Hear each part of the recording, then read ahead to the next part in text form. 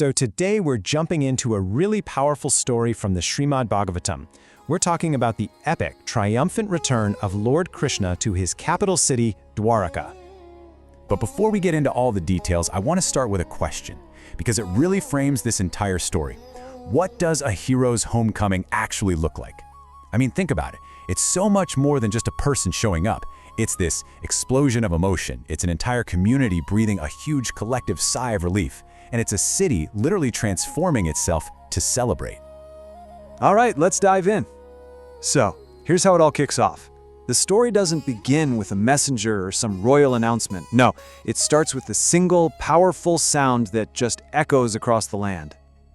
As Krishna gets close to his kingdom of Dvārakā, he doesn't shout or send a rider ahead. Instead, he lifts his personal conch shell, this sacred instrument named Panchajanya, to his lips. And this wasn't just any sound. Its whole purpose was to instantly wipe away the sorrow and anxiety his people had felt for so long while he was away. And, the way the ancient text describes this sound is just fascinating. It was said to be absolutely beautiful, like a swan singing among lotus flowers. So for his devotees, it was the sweetest music imaginable, a clear promise that he was back. But for his enemies, that very same sound was absolutely terrifying. It was one note that carried both incredible comfort and total dread. And that one single sound, man, it was like a lightning bolt through the city. It had this immediate, almost electric effect, and it triggered this incredible outpouring of love from absolutely everyone. The reaction was just instant and completely overwhelming. People didn't just walk out of their houses, they rushed out, grabbing whatever gifts and offerings they could find on the way. The text says their voices were so choked with emotion they could barely even speak. You see, they didn't just see him as a king, but as a father, a protector, and they just fell at his feet in pure reverence. And they told him directly just how deep that longing was. They said, "A moment without you is like a billion years." Just try to imagine that for a second. A love so intense, a feeling of dependence so deep that every single second he was gone felt like an eternity of waiting. Okay, so you've got this explosion of personal joy from all the people, but it didn't just stay in their hearts. Oh no, it spilled out and physically transformed the entire city into this massive, living, breathing celebration. It was like the city itself just erupted in celebration.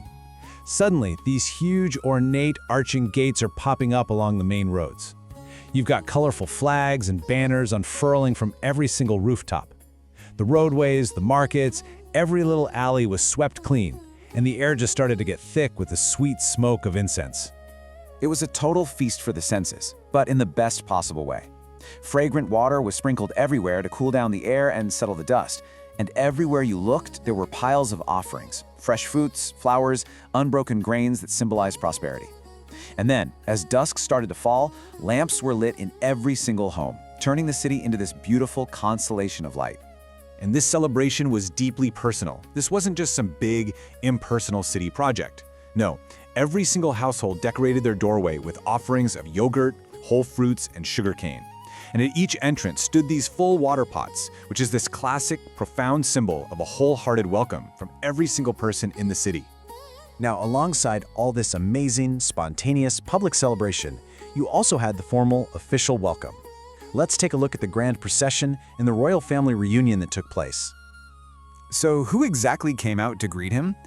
Well, it was pretty much the who's who of Dvārakā. You had his father, Vasudeva, his powerful brother, Baladama, the reigning king, Ugrasena, and of course his own sons like Pradumya and Samba. They all dropped what they were doing to lead this formal reception. And this welcome was a massive spectacle of pomp and ceremony. The family was so overcome with joy, they just rushed from their palaces and jumped onto their chariots. The whole procession was led by a grand royal elephant and revered Brahmins who were chanting sacred hymns. The air, already buzzing with festive noise, now just thundered with the sound of more conches and drums, as artists, dancers, and singers all performed, praising Krishna's glorious deeds. Okay, so we've seen the huge public party, the formal royal welcome, and now the story zooms in. It takes us from the crowded streets right into the palace walls for the most intimate and emotional reunions. And the very first thing Krishna does is go to his parents' quarters. He's immediately just surrounded and embraced by all his mothers, with his birth mother, Devaki, leading them. And in this really beautiful moment of humility, he bows his head to all of them, just completely present in their joy. And they, the text says, were bewildered by overwhelming joy, and they pulled him onto their laps, their tears of pure love and relief just flowing freely. From there, he goes to his own private palaces. And this is where the scale of his life becomes almost impossible to comprehend. He entered the magnificent complex that housed his 16,000 wives, queens he had rescued and then married to restore their honor. And their reaction is described with such incredible poetry. On seeing him, their hearts, it says, burst with a festival of joy. They stood up immediately, but with this kind of shy modesty. The text says they first embraced him internally, with their hearts and with loving glances, before any physical touch. And he, in turn, offered every single one of them his full, undivided attention, a feat that, in itself, hinted at something well beyond the ordinary. So, we have this perfect picture, right? The perfect son, a beloved king, a husband who gives his complete attention to thousands. But the story isn't done. It pivots here to reveal this profound philosophical paradox, the true nature of this seemingly worldly king. And this, right here, is the ultimate takeaway. On the outside, the world saw him behaving exactly like a human being, a loving husband, a dutiful son, a responsible king. But the text makes it crystal clear that while he played all these roles perfectly and with his full presence, his true nature was the complete opposite. Inwardly, he was completely self-sufficient, spiritually unattached, and totally untouched by the material world he was so deeply involved in. This final quote from the chapter just nails the point. People judged him by their own standards. Because he acted loving and engaged, they just assumed he was attached, just like them. They saw the human behavior, but they completely missed the divine, transcendent nature that was directing the whole show from within. And this leaves us with this profound question that just echoes through the ages. You see, the story of Krishna's return isn't just some ancient tale. It's a meditation on a timeless challenge. It's asking us, can a person be fully present in their life, in their relationships, their work, all the responsibilities, and yet, at their very core, remain completely and transcendentally free? That's the paradox at the heart of this hero's homecoming.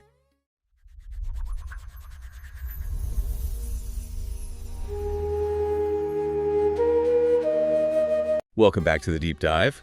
Today we are focusing all our energy on a single, just an astonishingly rich piece of source material. Right. We're looking at a chapter from the ancient Sanskrit text, the Śrīmad Bhagavatam, Canto 1, Chapter 11. And what's so great about it is that it's not about some huge battle or, a cosmic event. No. It's dedicated entirely to one thing, a hero's return home. A triumphant and, well, a deeply emotional homecoming. That's right. And our mission today is to take this specific moment, this re-entry into the city of Dvārakā, and really peel back its layers. We're looking for the social weight, the raw emotion. And most importantly, the metaphysical ideas that the text kind of embeds within this, seemingly simple story of a return. Okay, so the hero, the text calls him Achyuta, Krāma, all these different names. He's coming back to this thriving city, Dvārakā, after being away for a long time. A very long time. And the chapter doesn't start with him at the gate. It starts with a sound. Exactly. It's a declaration. We plunge straight into this auditory signal of his arrival. He blew his conch shell, the Dvārakā. And I love the description here. It wasn't just any conch. No, it was white-bellied. Right. And it says the shell took on the ruddy glow of his lips. So visceral, It implies this perfect connection between him and the instrument. And what's truly fascinating is the analogy the text uses for the sound itself. Oh yeah, the swan. The swan. It's likened to the utterance of a swan in a lotus patch. Now, why that? Why a swan? It's about the feeling, right? Precisely. The text explicitly tells us the sound was meant to soothe the people's distress. Vishadam Shamayniva. It was a sonic balm. It signaled not just arrival, but peace. And the moment the citizens, the Praja, heard it, it was like a dam broke. They just erupted. They rushed out, desperate for a sight of their maintainer. They saw him as more than a leader, though. He was the core of their entire existence. And this is where their devotion gets really, really deep. They greet him with offerings, but they're not just giving gifts. Yeah. They immediately recognize him as Atmarama, the one who is self-satisfied, and Purnakama, fully fulfilled. So they're not giving him things he needs. Not at all. They're offering tribute to the source of all fulfillment. It's a theological statement. But the emotional side is just as powerful. Oh, absolutely. And they call him mother, friend, Master, father, teacher, and supreme deity all at once. You can't pin it down. Their relationship is just all-encompassing. It speaks to this absolute reliance they have on his presence. And that reliance, that's what makes his absence so painful for them. It's dramatic. The text is so specific about how they experienced it. That detail is one of the most powerful lines in the entire text for me. When he was away, it says, "A moment felt like a crore of years." And a crore is 10 million. 10 million, so a single second felt like 10 million years. It's this incredible distortion of time to convey subjective agony. And the analogy they use. Having eyes without the sun. Exactly. Their entire reality, visual, emotional, even time itself, was just broken without him. His presence wasn't just a comfort, it was for them a necessary condition for existence. So if he's that central, the city itself, Dvārakā, has to be worthy of him. It had to be. Yeah. And the text describes it as more than just wealthy, it's a fortress. A fortress of, you might say, cosmic proportions. The text emphasizes its status as a military and aesthetic marvel. It was protected by his kinsmen, who were described as being equal in strength to him. That's a huge statement. It is. And to drive the point home, it's compared to the mythical subterranean capital, Bhāgavatam, which is protected by the Nagas, the serpent deities. So Dvārakā is basically seen as impregnable. Physically, yes. But the splendor wasn't just military, it was sensory. The city had Sarvartu Sarvavapava. Meaning all seasons and all opulences all at the same time. All at once. And the citizens, well, they went all out for his return. The preparations were meticulous. The streets were swept clean and then sprinkled with Ganda Jalai.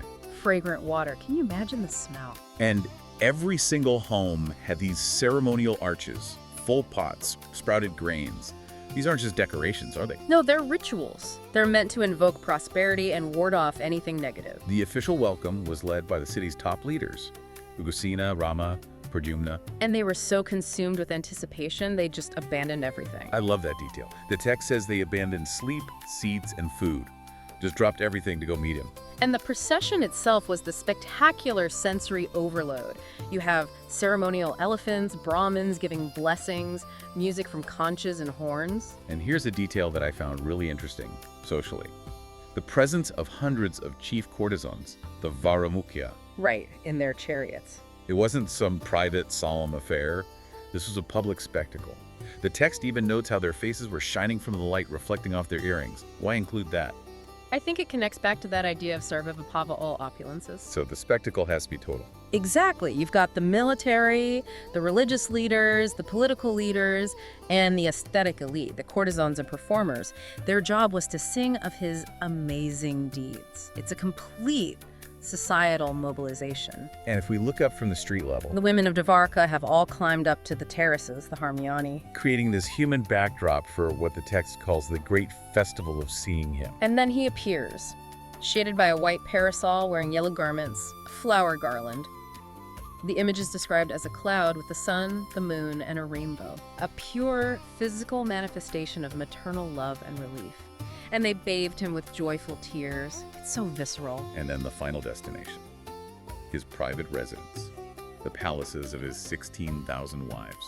Here, the intensity shifts. It moves from that primal maternal relief to a more, let's say, restrained and spiritual love. This part is so poetic.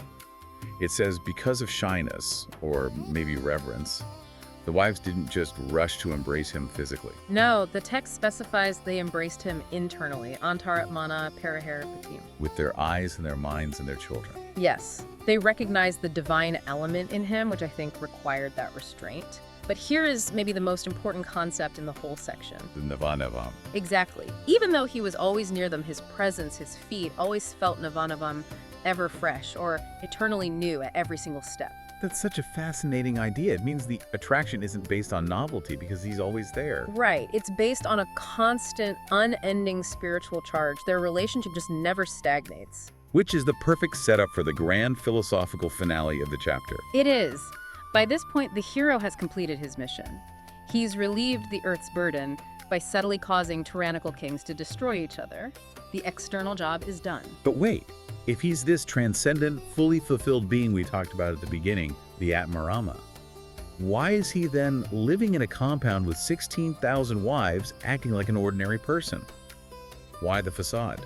That is the central paradox. The text says he resided among these jewel-like women and acted prakoyatha like an ordinary man. But he was doing it using his own illusion, his swamayaya. So he's projecting an image of attachment. He's performing the role of a husband, a king, but internally he is completely untouched. And the text gives proof of this, right? It gives a very powerful contradiction.